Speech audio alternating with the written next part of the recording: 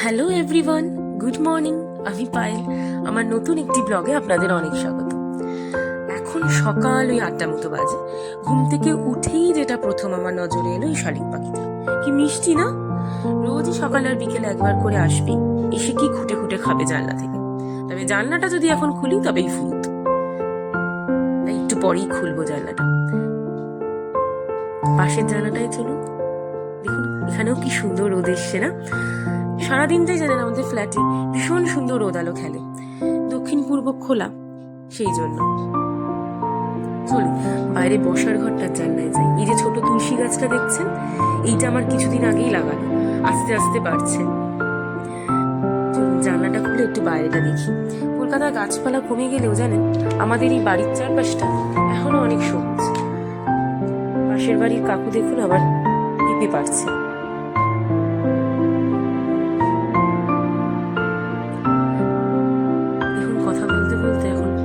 সকাল 10টা। আজ আমার বরের ছুটি, তো ফ্রিজে আবার মাছ মাংস কিছু নেই। কি রান্না করি, সবজিও সেরকম বিশেষ নেই, তো ভাবলাম ঝাল ঝাল আলুর দম করি আর একটু ডিম কষা। তো যেমন ভাবা তেমনি কাজ। এখন ওই জন্য আলুগুলো সব নিয়ে বসেছি। তাড়াতাড়ি আলুগুলো ছাড়িয়ে নিয়ে আলুর দমের মতো আলু কাটবো। কাটতে গিয়ে দেখছি অর্ধেক আলুই পচা, জানে। একটু একটু করে বাদ দিতে দিতে প্রায় অনেকটাই বাদ চলে গেল আলু। পরে অবশ্য লাগলে আরো কয়েকটা আলু একটু কেটে নিতে হবে।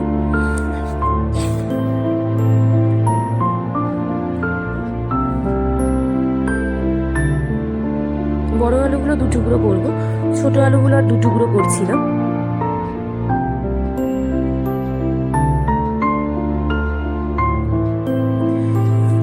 সব কাটা আলুগুলো ঝুড়িতে নিয়ে রানিং ওয়াটারে ভালো করে ধুয়ে নেব।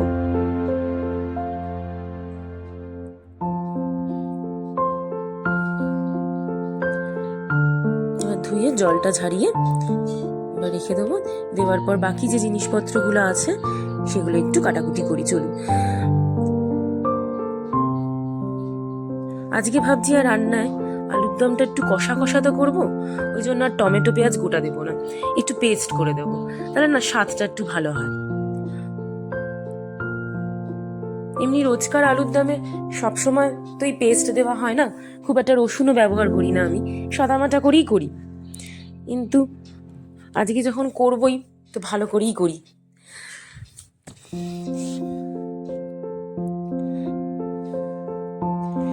টমেটো পেঁয়াজগুলো একটু ছোট ছোট করে কাটছি, মিক্সিতে দেওয়া মাত্রই পেস্ট হয়ে যাবে। এই টমেটো পেঁয়াজের পেস্টটা আমি আলাদা করে রাখবো, আর ওদিকে আবার পরে একটু আদা রসুনের পেস্ট করে নেবো, সেইটা একটা আলাদা বাটিতে রাখবো।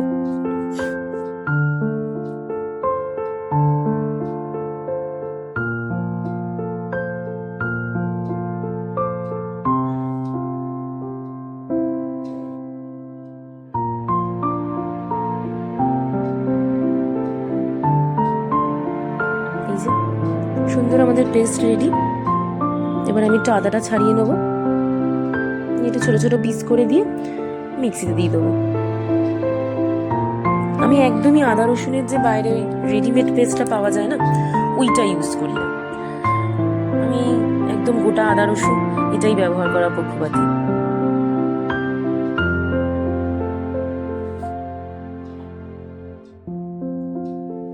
খুব বেশি রসুন নেব না, ওই ধরুন 7-8 কোয়া মতো। এই যে আদা রসুনটা পেস্ট করব, এটাতেই মোটামুটি 2টো রান্না হয়ে যাবে, ওই আলুর দম আর ডিম কষা। কিন্তু টমেটো পেঁয়াজটা আমাকে আলাদা করে আবার কাটতে হবে ডিমের জন্য।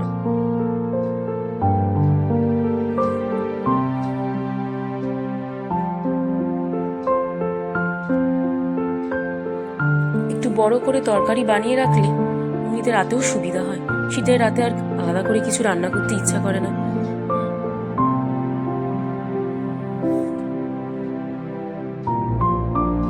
আমাদের পেস্ট রেডি, একটা টমেটো পেঁয়াজ, একটা আদা রসুনের। এবার আমি ডিমটা সেদ্ধ বসিয়ে দিয়েছি, পাশে এদিকে কড়াই বসিয়ে দিয়েছি, ওতে তেলটা গরম হচ্ছে।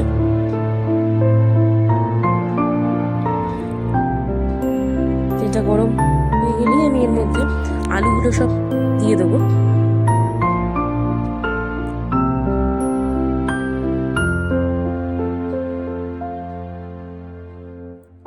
আলুগুলো যখন প্রথমে ভাজতে দিচ্ছি তখনই নুন হলুদ দেবো না, তেলটা একটু কম কম মনে হলো, তাই জন্য আর একটু তেল অ্যাড করলাম।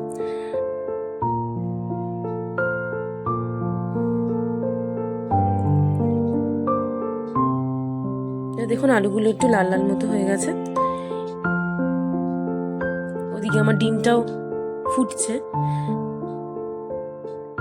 ডিম যদি দেখেন যে সেদ্ধ হতে অনেক সময় লাগছে, তাহলে একটা টেকনিক বলি, একটুটা খুন্তি দিয়ে ফাটিয়ে দেবেন ডিমগুলোকে কিছুটা সেদ্ধ হবার পর। আলুর ভাজাতে আমি নুন হলুদ সব দিয়ে দিয়েছি। প্রথমে যে দেখালাম যে কিছুটা ভাজা ভাজা মতো হয়েছিল, তারপরে নুন হলুদ অ্যাড করে দিয়েছি। এবার দেখুন নুন হলুদ দিয়ে আবার কিছুক্ষণ ভাজার পর এরকম লাল লাল আলুর দমের আলু রেডি।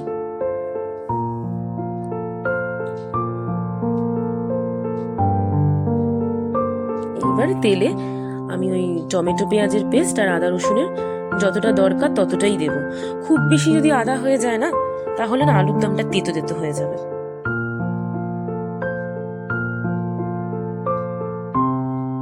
এবারে মশলাটা তেলের মধ্যে একটু কষিয়ে নেব। দেখুন হালকা লালচে লালচে হবে। কাঁচা লঙ্কা আগেই ছাড়িয়ে রেখেছিলাম গোটাগুলো, এবার এগুলো লম্বা লম্বা করে চিড়ে নেব। রান্নায় যখন খুব দেরি হয়ে যায় তখন আর এই কাঁচা লঙ্কা চেরার কাজটা বিশাল বড় মনে হয় জানেন, তখন তো কাঁচি দিয়েই কাঁচা লঙ্কাগুলো কেটে কেটে রান্নায় দিয়ে দিই। এবার সেদ্ধ ডিমগুলো আমি খোসা ছাড়িয়ে নিয়েছি, এর মধ্যে একটু নুন হলুদ দিয়ে দেবো পরিমাণ মতো, দিয়ে ডিমগুলোকে ভালো করে মাখিয়ে নেবো। মাখানো হয়ে গেছে, এবার ডিমগুলোর গা আমি ছুরি দিয়ে দিয়ে চিড়ে দেবো। অনেকে আবার একটু ফুটো ফুটো করে দেয়, সেটাও করতে পারেন। এবার ফ্রাইং প্যানে তেল গরম করে তার মধ্যে এবার ডিমগুলো ছেড়ে দিয়েছি।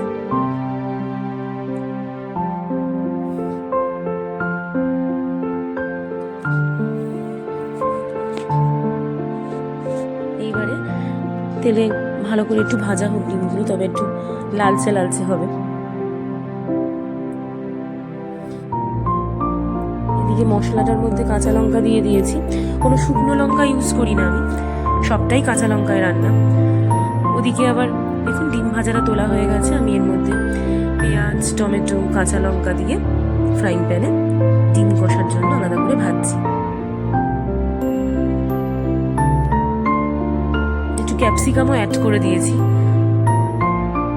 ফ্রিজে 8খানা ক্যাপসিকাম পড়েছিল, জানেন, খেয়াল করিনি প্রথমে, তো সেটা পেয়ে ভাবলাম চলুন রান্নায় লাগিয়ে নি। বাকি যে আদা রসুনটা রেখে দিয়েছিলাম আলুর দমে দাবার পর, তো সেটাই অ্যাড করে দিলাম এখানে, দিয়ে একটু নেড়ে ছেড়ে দেব।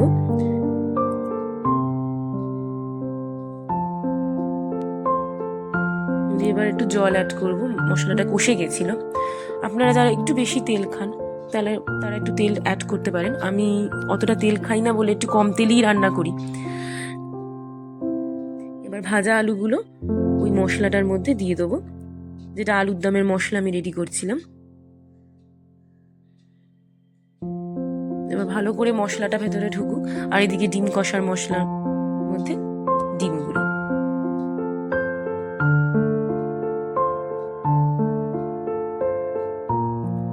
ডিম কষার জন্য কিন্তু আমি কোনো টমেটো পেঁয়াজের পেস্ট ইউজ করিনি, আমি শুধু পেঁয়াজ টমেটো ক্যাপসিকাম কাঁচা লঙ্কা এমনি কাটা সেইটা দিয়েছি ছুরিতে কেটে।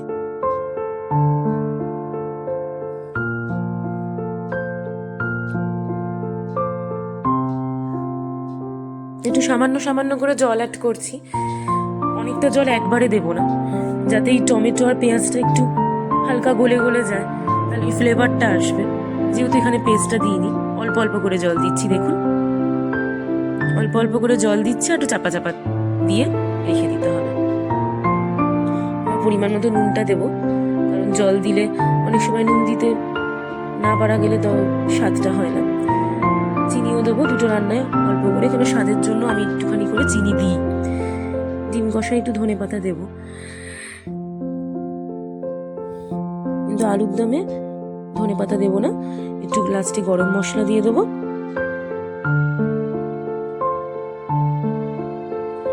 আর ভালো করে একটু নেড়ে চেড়ে দেবো, দিয়ে একটু চাপা রেখে সামান্য ফুটিয়ে নামিয়ে নেবো। গরম মশলা দেওয়ার পর যদি বেশি ফোটান তাহলে রান্নার আর ওই গরম মশলার যে একটা গন্ধ সেটা আর থাকে না। চলুন, আমাদের রান্না প্রায় শেষের মুখে। আর আমার ভিডিও যদি আপনাদের ভালো লেগে থাকে তাহলে অবশ্যই একটি লাইক করে দেবেন আর সাবস্ক্রাইব করতে ভুলবেন না। Thank you.